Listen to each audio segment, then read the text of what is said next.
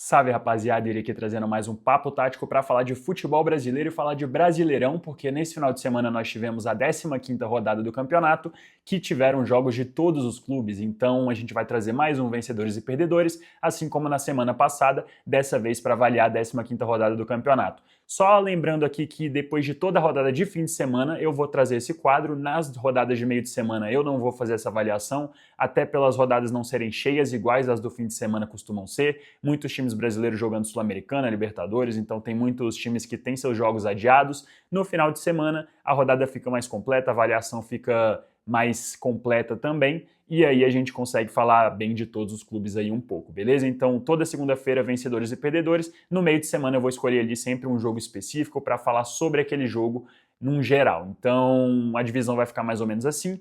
O vídeo de hoje para falar sobre a 15ª rodada. Antes de mais nada, só vou te pedir aquela coisa de sempre, para deixar seu like no vídeo para ajudar na divulgação, para ajudar o YouTube a enviar esse vídeo para outras pessoas.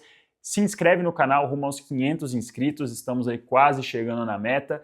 E ativa o sino de notificação para você não perder quando eu soltar vídeo aqui no canal. Também deixa seu comentário para a gente trocar aquela ideia de sempre, falando a sua opinião, se você concordou ou discordou com algo que foi dito aqui. Quero ver o que você tem para falar, então deixe seu comentário, beleza? Vamos lá para o vídeo.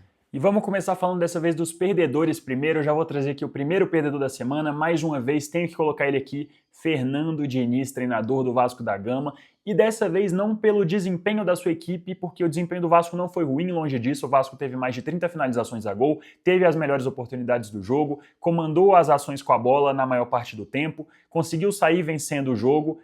Tudo indicava que seria uma vitória do Vasco e, no final das contas, o time do Grêmio, que é pior que o do Vasco, que tem um elenco pior do que o do Vasco, que tem um treinador que hoje é pior que o do Vasco, que é pior em tudo, ainda assim conseguiu levar o empate para casa daquele estilo Mano Menezes que a gente já conhece e conseguiu quase virar ainda na bola do travessão ali que teve no contra-ataque. Então poderia ter sido um resultado ainda mais catastrófico para o time do Vasco, mas ainda assim foi muito negativo empatar com um time que está na briga direta contra o Vasco. Era um jogo de 6 pontos contra um Grêmio que é muito fraco, ainda mais fora de casa, e você tinha a obrigação de vencer. O Vasco não conseguiu a vitória, por mais que tenha jogado muito melhor que o Grêmio na maior parte do tempo. Então a gente sabe que dessa vez a culpa não é do Fernando Diniz, mas futebol a gente sabe também sobre quem cai a culpa quando o calo aperta. Então é mais um resultado negativo para o Fernando Diniz, mais um resultado negativo dentro de casa, que é um agravante, e a torcida fica mais impaciente a cada semana que passa. Então, assim, as derrotas vão tendo mais peso e no final das contas vai recair sobre o técnico. A gente sabe como funciona o futebol, principalmente no Brasil. Então, por esse motivo, o Fernando Diniz é perdedor mais uma vez, apesar do desempenho do seu time ter sido melhor do que das outras oportunidades.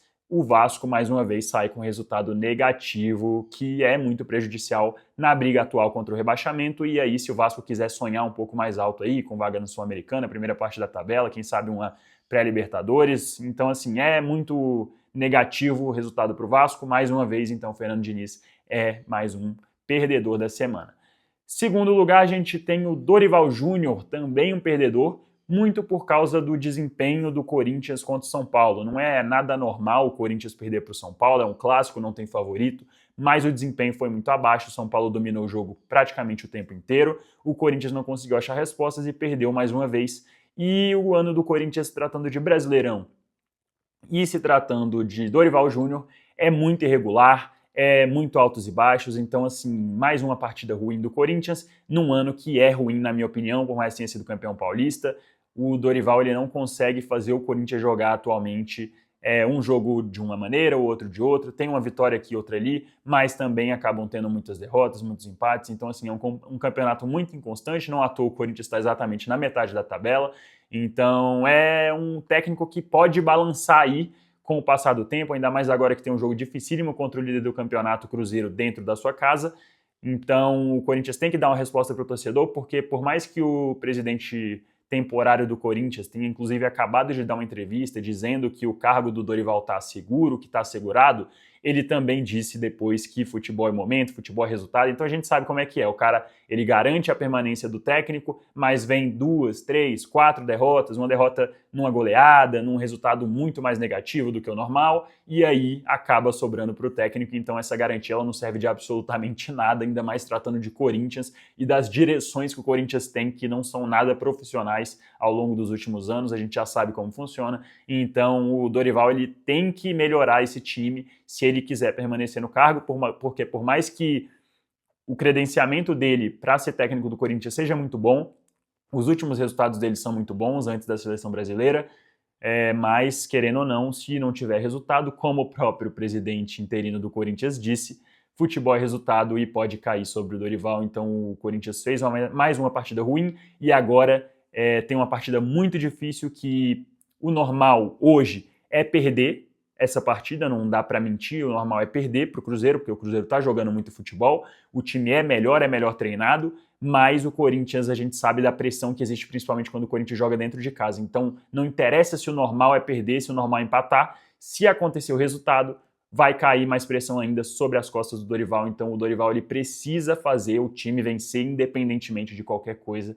Então mais um resultado negativo para o Dorival, é mais um perdedor da semana. Terceiro perdedor da semana é Memphis Depay, também do Corinthians. E por que é o Memphis? Bom, cara, desde que o Memphis chegou, ele teve um papel muito importante no Corinthians no final do ano passado, quando ele chega no meio do ano, faz o Corinthians ter aquela arrancada que era briga pelo rebaixamento e acaba sendo briga pela Libertadores. O Corinthians vence ali 9 jogos seguidos, se eu não me engano. Ele faz um campeonato brilhante, ele tem muitas participações em gols, muitos momentos decisivos, mas a principal crítica para o Memphis sempre foi a questão de jogos grandes, decidir clássicos, decidir jogos contra times mais difíceis. E, mais uma vez, o Memphis não consegue entregar uma participação em gol, um jogo bom contra um grande adversário, contra um rival do Corinthians, né, local, que é o São Paulo. O Corinthians foi ali derrotado pelo São Paulo e o Memphis um pouco ajudou. Então, mais uma vez, o Memphis ele participa de uma derrota do Corinthians contra um rival sem ter importância no jogo, né? Sem fazer a diferença, porque no final das contas é um jogador que recebe mais de 3 milhões de reais por mês, que recebe grandes premiações, assim como a gente já vem vendo, né, essas polêmicas envolvendo o Memphis e a diretoria do Corinthians. Então é um jogador que recebe muito e tem que decidir jogos que são realmente grandes, do tamanho do que ele recebe e do que o corintiano espera dele. Então, mais uma vez, o Memphis deixa a desejar em um grande jogo, por isso também é um perdedor.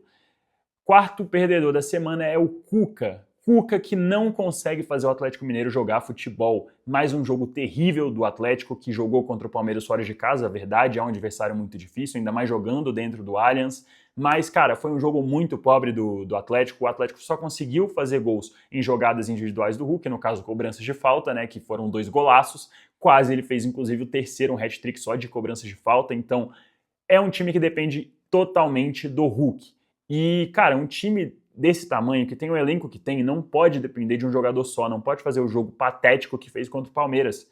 O Palmeiras ele jogou e criou muito mais do que o Atlético. O Atlético ele não fez nada além das faltas que o Hulk cobrou e conseguiu fazer o gol, pela individualidade, pela genialidade ali do Hulk, que é um grandíssimo jogador. Então, assim, o Cuca ele não está conseguindo dar liga com esses jogadores que ele tem no Atlético. O elenco do Atlético não é nem de longe para estar jogando o que está. É um elenco que tem muita qualidade em grandes setores, por mais que no banco de reserva você não tenha muitos jogadores que entrem ao longo da partida e mudem a partida, o time titular do Atlético é muito forte. E nas mãos de um treinador fazendo um trabalho minimamente decente, o Atlético estaria bem melhor do que ele está agora. Então o Cuca ele é um perdedor mais uma vez por, de novo, não conseguir dar jogo, dar liga ao time do Atlético Mineiro. Quinto lugar para Kleber Xavier. Kleber Xavier que, cara, fez um bom jogo um jogo na medida do possível contra o Flamengo, fez um bom resultado, né, melhor dizendo. Vinha de bons resultados no Campeonato Brasileiro, uma melhora do Santos na tabela, vencendo jogos importantes, um jogo contra o Flamengo que ninguém dava nada para o Santos foi lá e conseguiu vencer, por mais que tenha ficado muito pouco com a bola, tenha jogado numa estratégia de contra-ataque, deu certo, conseguiu vencer a partida, somar 3 pontos contra um adversário dificílimo. Então ele estava ali com a moral elevada, com menos desconfiança, menos críticas vindo por parte da torcida, e aí agora ele vai e faz um jogo terrível contra o Mirassol, é amassado pelo Mirassol, na casa do Mirassol, é verdade, mas assim, o Santos ele não pode perder de 3-0 para o Mirassol, e o time não pode jogar tão pouco igual jogou. Então o Kleber Xavier, ele mais uma vez traz a pressão para ele. Ele aparentava estar saindo desse momento de dificuldade e ganhando um pouco de tempo ali no cargo, mas uma derrota para o Mirassol de 3-0, a gente sabe que é sempre, para a torcida do time, constrangedora. E por que eu digo assim, entre aspas, né? Porque o Mirassol ele tá jogando muito futebol, só que as pessoas não respeitam o que o Mirassol joga. As pessoas continuam achando, quando o time vai jogar contra o Mirassol, que vai jogar contra o Sport, por exemplo, esse ano, que é um time terrível, e que o time tem obrigação de ganhar. Então, quando você perde pro Mirassol, o torcedor já fica puto. Quando você perde de 3-0, aí fica indignadíssimo. Então, assim, é constrangedor nesse quesito, porque não é constrangedor realmente perder pro Mirassol, ainda mais jogando dentro da casa deles. Mas o fato que a torcida não enxerga é que esse time do Mirassol é bom, e aí acaba sendo muito constrangedor para esses torcedores perderem para o Mirassol de uma maneira assim, com muitos gols, com goleada. Então, cara, acaba balançando muito o técnico e aí pesa muito pro Kleber Xavier, que não conseguiu mais uma vez fazer o Santos jogar futebol. Então é mais um perdedor da semana por esse motivo. Mais um perdedor da semana é o Sport. E aqui não só um jogador ou um técnico específico, não. Aqui é a instituição Sport. Por quê? Porque o Sport, o ano dele é constrangedor. Ele não consegue ter resultado, ele não consegue vencer partidas, ele não consegue nem empatar. Por mais que ele tenha tido 3 empates ali no campeonato, ele não consegue, na maioria dos jogos, fazer um ponto. Ele não consegue vencer nenhum adversário. São 15 rodadas e o Sport está praticamente rebaixado, com mais de 90% de chance de rebaixamento. Aí até saiu pesquisa que os caras já estão colocando o Sport como rebaixado, porque o time não reage. Teve troca de treinador, veio o Antônio Oliveira ali, que fez um trabalho terrível, foi demitido em menos de um mês, levou multa rescisória milionária para casa e todo mundo sabia que não daria certo, só a direção do Sport que achou que daria certo. E então, assim, quebrou a cara, não conseguiu resultado. Agora, com mais um treinador, tenta mais uma vez fazer o time jogar futebol, mas o fato é que o único que conseguiu tirar alguma coisa desse time no ano foi o Pepa, que foi demitido por não ter resultados. Mas o fato é que, pelo menos com o Pepa, o time ele competia. O time jogava um futebol ali razoável na medida do possível, tinha ali momentos que poderia ter vencido, foi muito prejudicado pela arbitragem no início do campeonato, isso prejudicou muito o início do Sport e acabou pesando para o Pepa ser demitido as derrotas, os empates, tudo mais, enfim. Mas o time ali naquele momento, pelo menos ele demonstrava, ele tinha de onde tirar. Com os outros treinadores o time é totalmente apático, ruim demais e dentro de casa é decepção atrás de decepção. Não à toa os caras lá da torcida organizada estavam cobrando o jogador em CT, pegando os caras pelo pescoço porque simplesmente não consegue jogar futebol. O Sport ele não consegue demonstrar nada para o seu torcedor, é um time completamente vazio em ideias e é um time muito ruim, então mais uma vez o Sport perde um jogo dentro de casa e no último minuto para fazer o coração do torcedor dilacerar mais ainda pela maneira que aconteceu.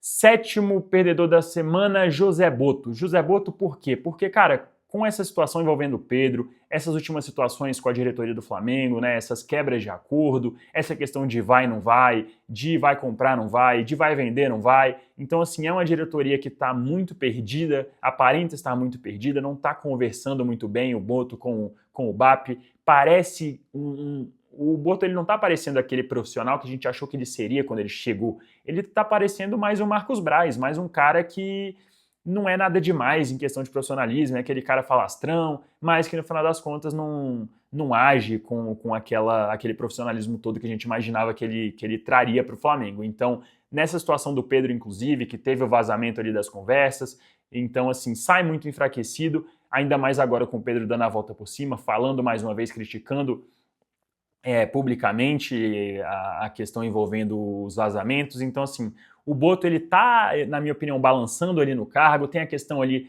do empréstimo do Vitor Hugo, que não foi para frente e depois voltou. Então, cara, não tem convicção no trabalho e eu acho que essa relação ela tá muito próxima de ser encerrada, a menos que mude da água pro vinho. Eu não vejo o trabalho do Boto nada demais, nada do que eu imaginei que seria, e eu acho que essas situações envolvendo jogadores aí, essa relação no dia a dia, eu acho que vai acabar pesando pro lado do Boto. Então é mais um perdedor aí da rodada.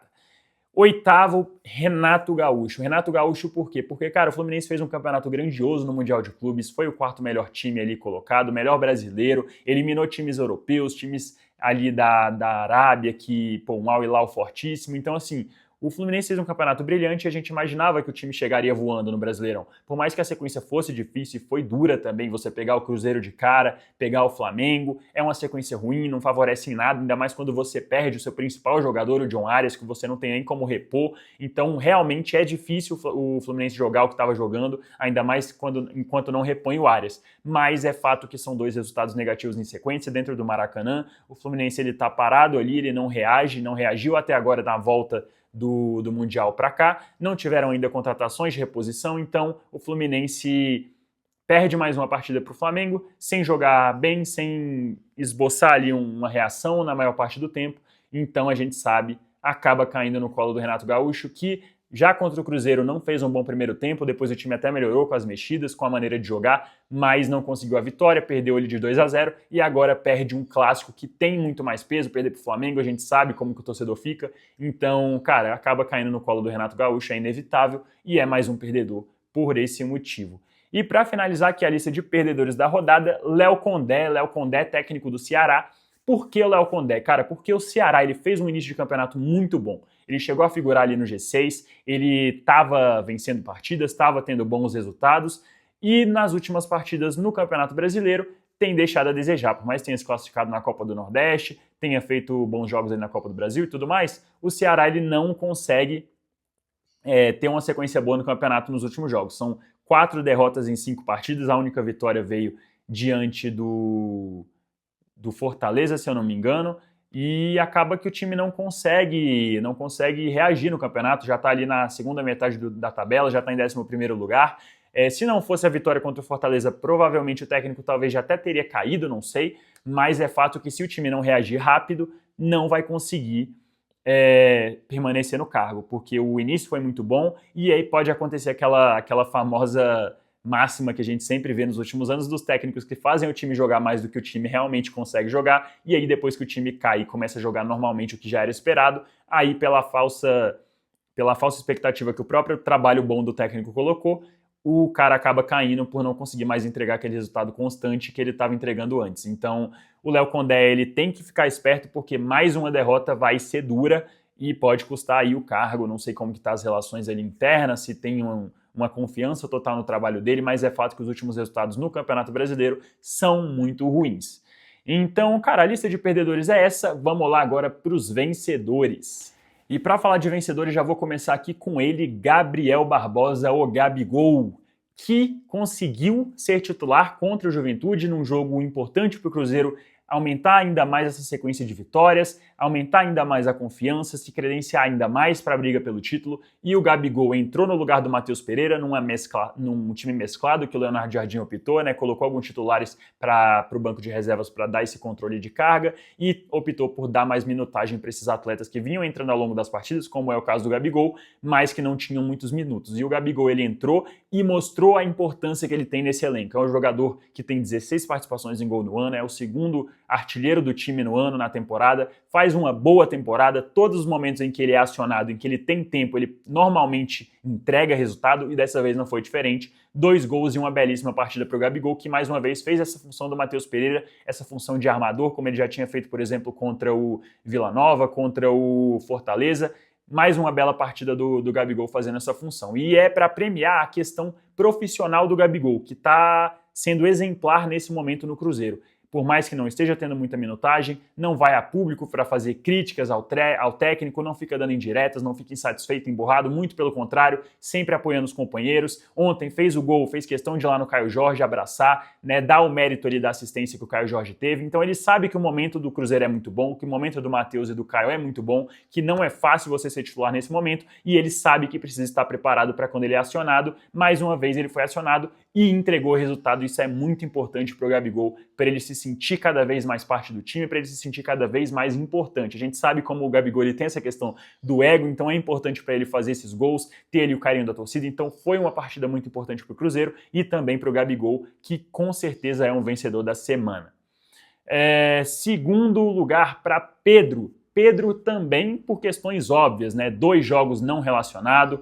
Teve as críticas ali do Felipe Luiz, críticas muito duras, inclusive, que o jogador não recebeu muito bem, nem teve pedido de desculpa público, ele só se explicou praticamente, assumindo que teve um desempenho ruim nos treinos e que entendia, mas ele também criticou ali a postura do Felipe Luiz em ter sido muito ríspido para falar sobre ele, que ele poderia ter usado palavras menos duras, né? E aí a gente sabe que ele não gostou, mas foi relacionado para essa partida e num jogo complicadíssimo, importantíssimo para o Flamengo, porque se o Flamengo não vence o Fluminense, o Cruzeiro abriria 5 pontos e aí mesmo com o jogo a menos que o Flamengo tem, ele ganhando esse jogo do Sport, ele não conseguiria chegar, ainda ficaria 2 pontos atrás do Cruzeiro, então é um resultado tremendamente importante para o Flamengo continuar aí 3 pontos atrás e dependendo somente de si para assumir a liderança. E o Pedro, ele entra no segundo tempo quando ele é acionado, ele faz uma ótima jogada para conseguir o escanteio, quase faz um belo gol, e aí na sequência, na cabeçada do Léo Ortiz, ele consegue fazer o gol e consegue vencer a partida para o Flamengo num momento, cara, que parece história de cinema, né? Parece roteirizado o Pedro, depois desse tempo todo, entrar no segundo tempo e decidir o jogo ainda mais contra o seu ex-clube, o clube que o revelou. Então, Pedro é com certeza mais um vencedor da semana, por essa partida, por essa entrada, né, muito positiva e por decidir o jogo aí, um jogo muito importante para o Flamengo. Mais um vencedor da rodada, a gente tem que colocar o Vitor Roque. E por que o Vitor Roque que nem fez gol, por exemplo? Cara, porque a partida do Vitor Roque foi muito boa. Quem viu o jogo, quem viu os gols ali do Palmeiras, viu que o Vitor Roque ele participou diretamente de 2 gols.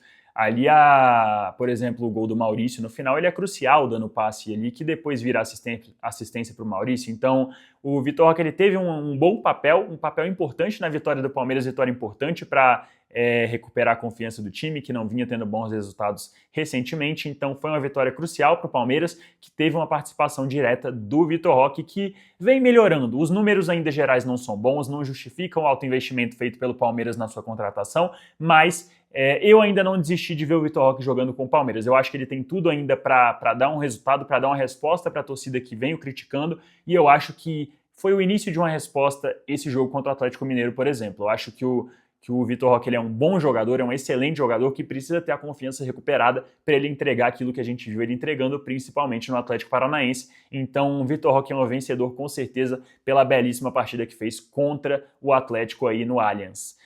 Mais um vencedor, Rafael Guanais. Cara, por quê? Porque o técnico do Mirassol faz um trabalho espetacular. O Mirassol, ele joga muito futebol. O Mirassol tem o 3º melhor ataque do campeonato, se você não sabia disso. O Mirassol faz muitos gols e é um time formado muito por causa de muito com jogadores veteranos, que muita gente não dava nada, por exemplo, quando o Mirassol contratou no início do ano. Eu era um que gostei da janela do Mirassol. Eu imaginava que o Mirassol chegaria agora na 15ª rodada do campeonato em 7º lugar, jamais. Mas eu imaginava, eu achei, quando eu vi as contratações que o Mirassol fez, que o Mirassol ele fazia contratações importantes para um time que queria se manter na Série A. E as contratações elas vêm se mostrando muito mais do que isso. O Mirassol ele está em 7º lugar com merecimento. O Mirassol fez grandes resultados. Contra os 4 times paulistas, o Mirassol ele só não ganhou do Palmeiras, ele ganhou do Corinthians, do São Paulo, do Santos numa belíssima partida agora nesse final de semana. Então o Mirassol ele vem fazendo um campeonato de muito respeito. Dos times da parte de cima da parte de cima da tabela, o Mirassol ele só perdeu para o Cruzeiro naquele primeiro jogo do campeonato, onde ele ainda teve chances de pelo menos empatar, teve um pênalti defendido pelo Cássio, tiveram oportunidades de gol perdidas. Então o Mirassol ele faz um campeonato muito honesto, muito surpreendente e muito por causa do trabalho do Guanais, que é muito bom, cara. É muito bom o trabalho do Guanais, ele tá potencializando esse time, trazendo confiança para esses jogadores, por exemplo, como o Reinaldo, que já mostrou muito futebol, inclusive na Série A, em times grandes, São Paulo, Grêmio, e que agora é importantíssimo para esse time do Mirassol conseguir esses resultados e chegar aí bem em todas as partidas do campeonato. Então, cara, trabalho espetacular do Rafael Guanais, que merece todos os elogios aí, né, por parte de todos, porque realmente é um baita no trabalho e o que ele faz com esse time do Mirassol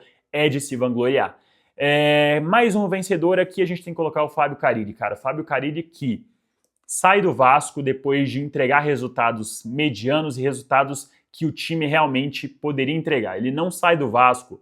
Tudo bem que tiveram algumas derrotas pesadas, como aquele 4-1 na Sul-Americana, mas assim, num geral, o Carille ele entregava pontos, ele entregava resultados de acordo com o que o elenco do Vasco pedia, né? E agora, no Vitória já são 2 jogos e 4 pontos conquistados. Ele tira o Vitória ali de uma sequência muito negativa, que colocou o Vitória na zona de rebaixamento, consegue agora uma excelente vitória aí, para dar um respiro ainda maior e para dar mais confiança aí no trabalho dele. Então o Carille a gente sabe como funciona, não é um treinador que tem ideias absurdas, é um treinador muito conservador, mas que consegue os pontos do jeito que o Mano Menezes, por exemplo, consegue no time do Grêmio, conseguiu no ano passado no time do Fluminense.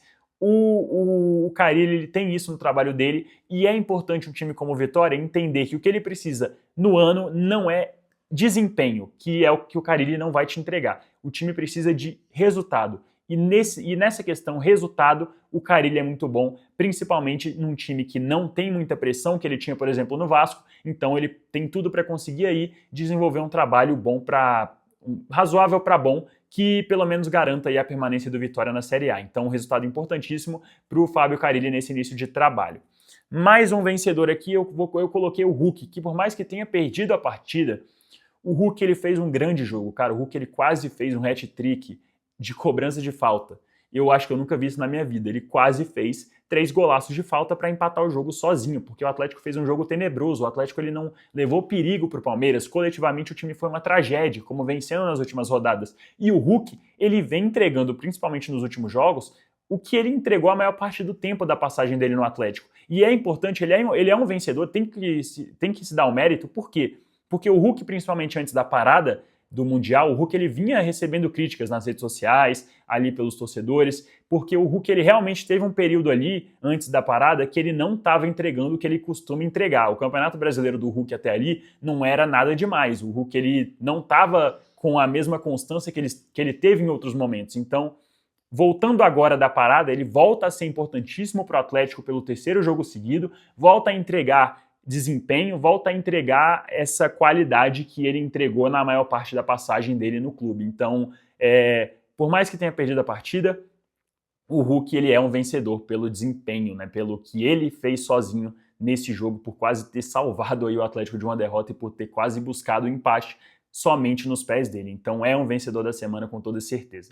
7º vencedor da semana, coloquei o Luciano. Cara, o Luciano que fez os 2 gols aí da vitória do São Paulo sobre o Corinthians ali no Morumbi. O São Paulo venceu muito bem e o Luciano foi muito importante mais uma vez em momentos decisivos, em jogos grandes. O que eu falei, por exemplo, do Memphis Depay não serve para o Luciano. O Luciano, durante toda a passagem dele no São Paulo, ele foi importante em clássicos. É impressionante. E não só em clássicos, em jogos grandes no geral. O Luciano ele sempre entrega nesses jogos, é impressionante. E ele passou por um período onde ele não foi titular ali no trabalho do Zubeldia, ele costumava vir do banco, agora com o Crespo ele consegue essa titularidade, ele está jogando mais próximo ao gol, como o Crespo disse que ele rende mais, rende melhor, e ele foi importantíssimo aí na vitória do São Paulo sobre o Corinthians. Então é um jogo muito importante para o Luciano recuperar esse futebol que ele já mostrou em diversos momentos com a camisa do São Paulo, e então assim, com certeza é um vencedor aí da rodada, pelo resultado positivo do São Paulo, por ter sido completamente responsável por esse resultado positivo. Então, mais uma excelente partida do Luciano e mais uma vez sendo carrasco aí de times paulistas de rivais de São Paulo,